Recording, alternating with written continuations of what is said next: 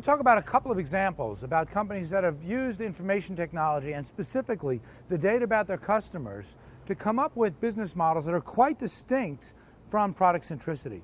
And so two examples I want to share with you very briefly would be Harrah's, the casino chain here in the US, and Tesco, the grocery retail chain in the United Kingdom.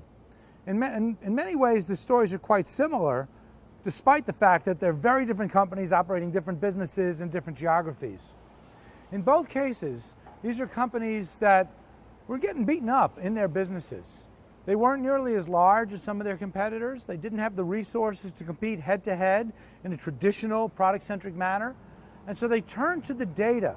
They turned to a deep understanding about their customers to draw insight and to let them change their business models in a way that actually let them rise to the top of their industries.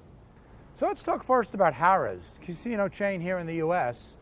They're having a hard time competing against other chains that just had deeper pockets, greater resources. It was hard for them to develop products and services to compete on a head-to-head basis. So Harrah's instead turned to its data and in particular developed an amazing loyalty program. Now, many companies develop loyalty programs, but few of them were able to draw the actionable insights that Harrah's was to truly understand at a granular level what each customer is doing, not only what games they're playing, but what meals they're eating, what room preferences they have, what entertainment options they seek, and to understand when that customer is likely to change his behavior, when he's likely to walk away from the table, and what kinds of things that Harrah's itself could do to change their behavior for the better. What kinds of messages and offers to provide at the right time and through the right channel in order to create and extract more value from that customer.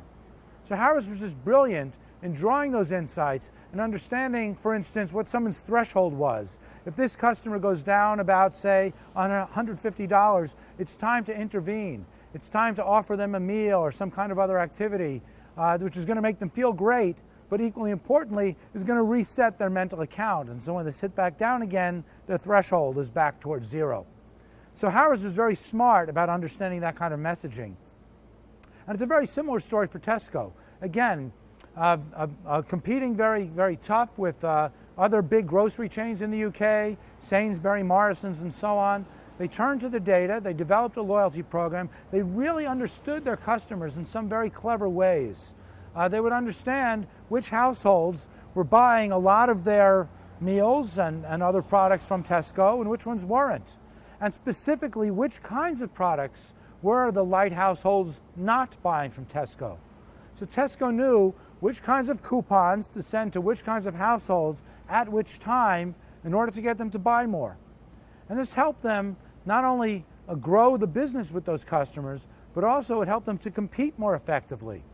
So when Walmart bought a small chain and entered the UK, Tesco knew which customers were most vulnerable to switch to Walmart and which products they'd likely buy from Walmart. So Tesco knew, again, which coupons to send to which household at which time in order to really hold on to those customers and bolster their business. So by understanding its customers, Tesco was able to do a great job defending itself against Walmart and staying at the top of the grocery business in the UK.